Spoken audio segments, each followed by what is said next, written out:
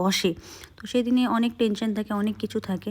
তারপর গিয়ে যখন ব্রাইডদের মুখে এত সুন্দর হাসি দেখি, তখন গিয়ে মনে হয় যাক, তার মনে হয় পছন্দ হয়েছে বা কিছু। তারপরে বাকিটা তোমরা তার মুখ থেকে শুনে নেবে।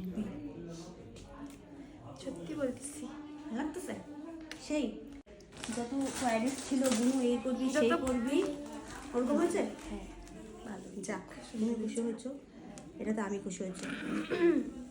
আর প্রত্যেকটা জিনিস এত সুন্দরভাবে কিনছো জন্য আরও জিনিসগুলো মানে ভালো। তো এই যে সুসুবিধা দি আমার অনেক দিনের পরিচিত, যাই হোক, তো দিদিকে আমি তার পছন্দ মতো লুকটাই দিয়েছি। আর এখানে মেকআপে গ্লো তোমরা কতটা বুঝতে পারছো আমি জানি না, ভিডিওতে কতটা বোঝা যাচ্ছে, কিন্তু সামনাসামনি এর দ্বিগুণ ছিল এই মেকআপের গ্লো। আমি বলতে বাধ্য হচ্ছি, কারণ একটা মেকআপ করার জন্য কিন্তু একটা হেলদি স্কিনও খুব জরুরি। যদি স্কিন হেলদি থাকে, মেকআপ অটোমেটিক গ্লো করবে, আর যত সময় যাবে মেকআপটা আরও বেশি গ্লো করবে। তো